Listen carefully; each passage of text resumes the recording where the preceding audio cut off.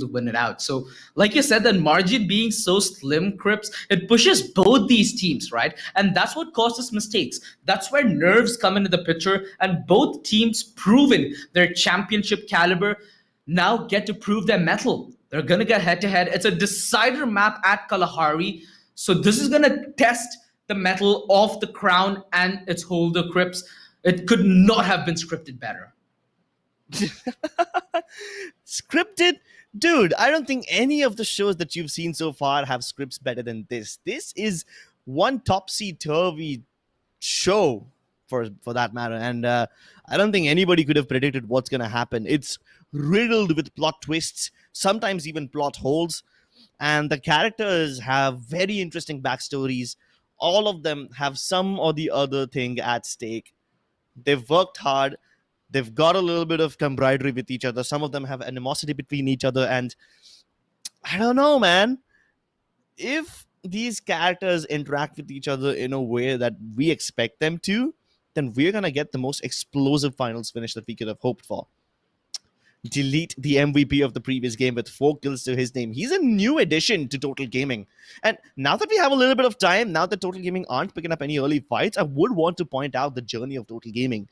From the champions of FFIC 2020 fall to the last place finish in FFIC 2021 spring. These guys went from the highs to the lows. They've had a couple of roster changes. Vasio left the team and went and joined Galaxy Racers. He took Golden along with him. And then these guys had Java Boy and Prince. 2 players from, I believe it was Ungraduate Gamers, joined them. Java Boy and Prince had a honeymoon phase with Total Gaming. These guys performed really well, but in the end, it did not really work out. So now they have Mafia and Delete. That's the second Mafia they have in their team. Like, Mafia Bala is already present, and now there's another Mafia in the team as well. Both of these players are somewhat new. Delete is definitely brand new. He has not debuted in any other professional team before this.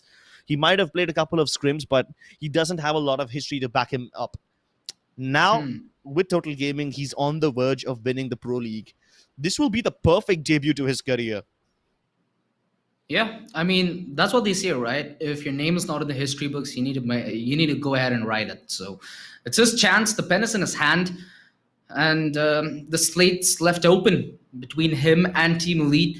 That's where I'd like to see if there's any possibility of them to have an early meetup. Of course, they're going towards polar opposites. So, it's only where the Thanos circle does emerge where we could truly see them duel. And that's even if it's a possibility, right? On the other side, we have SATUL, who potentially might take this fight with last breath. Meanwhile, Team Elite are going to be chilling towards Council Hall. Life Hackers are in the vicinity as well. So there could be a dangerous triangle. Of course, if you are Team Elite, you're looking forward to bag as many kill points because placements won't be in a consistent way for you to beat Total Gaming. Yeah, it's not going to be guaranteed whatsoever. So they're going to be looking for blood. They're going to be very hungry sharks out there, and the sea is just wide open as the first circle spawns. The circle seems fairly simplistic, although it does have a big name clashing, which is going to be Total Gaming taking on Captains. Captains looking forward to putting up a good result here in the finals, looking to see how the revitalized roster stacks up against potentially one of the hottest teams that we have out here today. Bablu has been down but has been revived. The fight right now should still be a stalemate. Total Gaming, they almost always drop in Santa Catrina, so no surprises over there. And then they usually move towards Command Post. And they always clash against these teams. It's either Team D or Team Captains. This time it is Captains, as Team D decide to drop elsewhere. Yeah. But they won't get inside of Command Post. They will just knock on the doors, say hi, and then also bid goodbye as they move around to some other place. They just wanted to confirm which team was there. Oh my goodness, Soul have last breath in their crosses, but as the remaining players are trying to jump at outside, Adam will be allowed to. He will be intercepted. So that's 1 kill going in the favor of Team Soul as they get first blood. And nobody else to back him up, nobody else to even take the resources that Adam had with him. So that's the end of the story. It is, and quite unfortunate.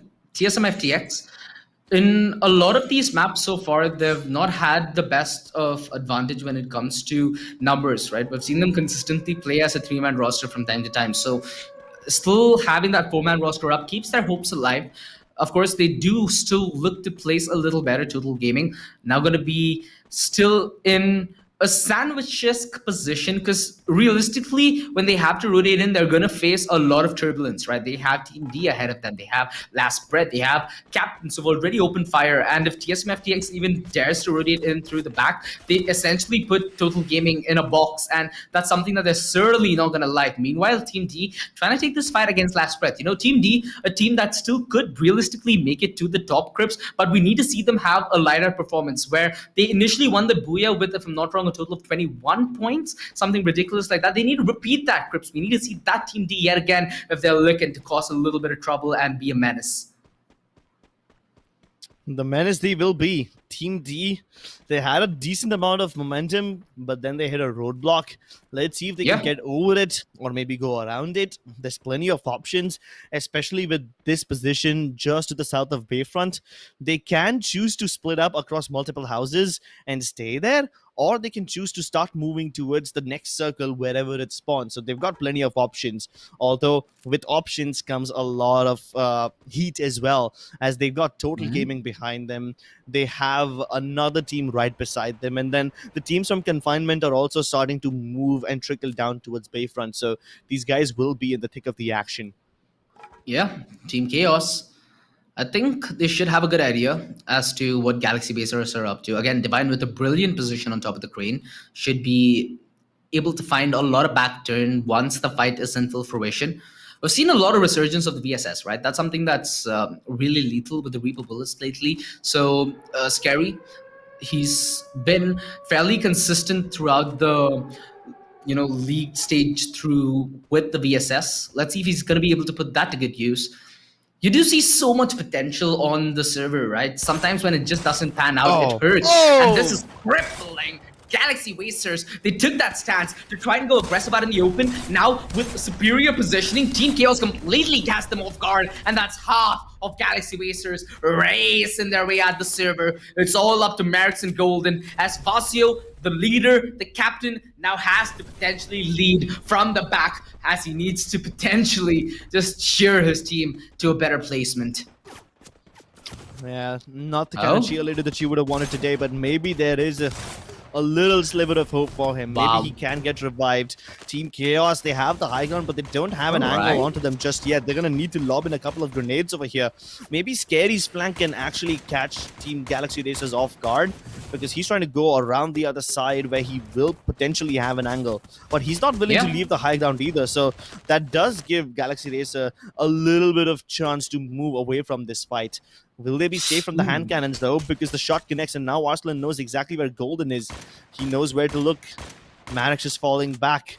He's far away, which means Maddox is going to have to provide cover for his teammates and enable Golden and Vasio to come closer. But X-Divine shoots Vasio through the wall.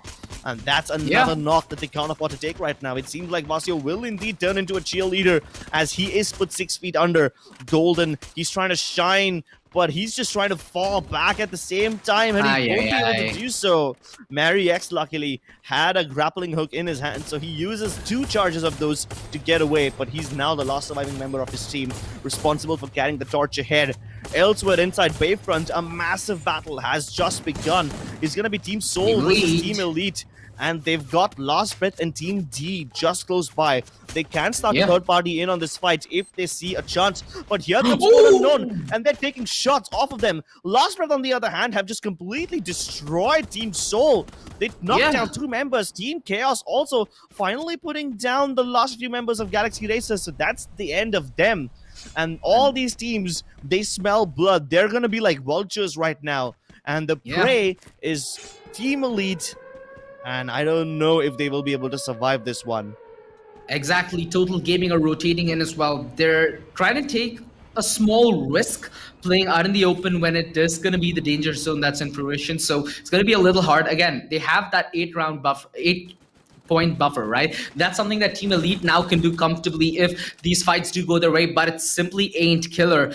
It's going to be knocked again. Total Gaming still gonna try making their way in. Again, they're gonna be the ones who are gonna be gate kept, right? So it's up on their shoulders to make these big plays, to take responsibility, and to take these fights under their potential terms. We've seen that players like Delete, who you mentioned, do not have a lot of history, have been influential for Total Gaming's way back up. Has been performing really good for Total Gaming. Total Gaming did have the best of performance, you could argue, in the group stage and in the league stage for the Pro League. So him making a resurgence in the grand finals is going to make a world of difference, and it's going to make the difference that Total Gaming needs to get back on that championship level team that they know, and even we know that they are. But now, though, Team Elite, let's see if they're going to be able to make use of this opening, as up against them is Team D, a team that you couldn't really, wipe off the list anymore.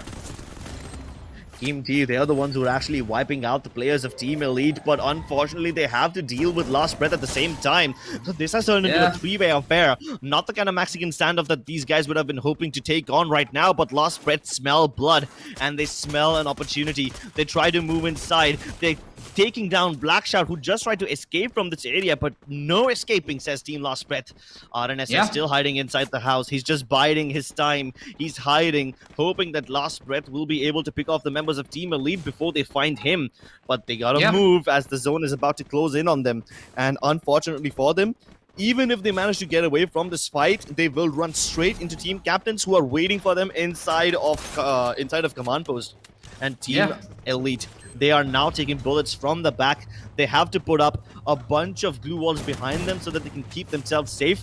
But they reach the edge of the zone and they have another bunch of problems in their way. Wow. As now they're all outside the zone. They're all choking away and they're trying to gatekeep Team Lost Breath. But they're not the only ones. It's Team Lifehackers and Total Gaming. You want a piece of the pie as well, as they start to chime in with bullets of their own. Team Elite taking a few knocks, but inside that little bit of hard cover, the oh so tiny bit of hard cover, they should be able to get the revives. Can they actually pull this off though? Team Chaos, on the other hand, now they're on the southern border of Command Post and they've got 4 Unknown in their crosshairs. Keep in mind, while all of these teams are fighting with each other, Total Gaming have eliminated Lost Breath, but all of that is irrelevant because TSM FTX once again find themselves in the center of the zone and they have a massive advantage.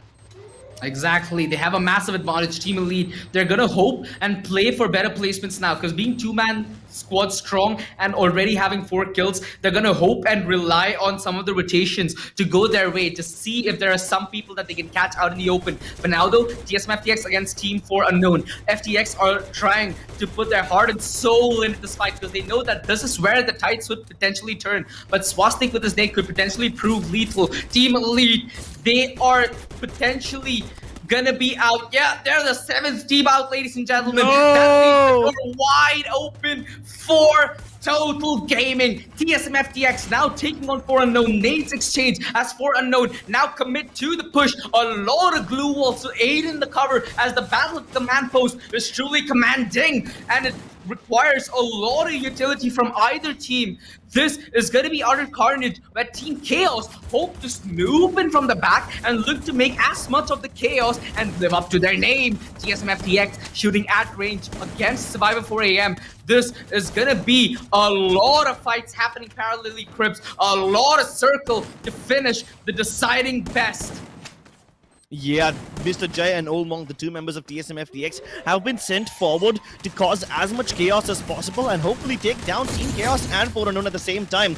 These guys are just hungry for kills. These guys are on a kamikaze suicide mission to either carve a path for their team inside the circle or take down as many kills as possible while they themselves hit the dust. And so far, TSM FTX are hitting all their shots. They're picking up all these kills, and they've left Stoner and his teammate up in that sniper tower just as an insurance policy. Mr. Jai YT healing up. He should be able to create a lot of problems for 4 Unknown and Team Chaos at the same time. But now Stoner and Fabindro have to move inside, and they shouldn't be in any problems. Mr. Jai, how on earth is he still alive? The Woodpecker continues to go ahead with that net. It destroys 3 different members of 3 different teams. And Team Captains wants a piece of the pie over here. They smell blood, they smell people downed, and they want to confirm those kills. They knocked out people of TSM FTX, 4 Unknown, and Team Chaos with that grenade. And they might just have a couple more up their sleeve.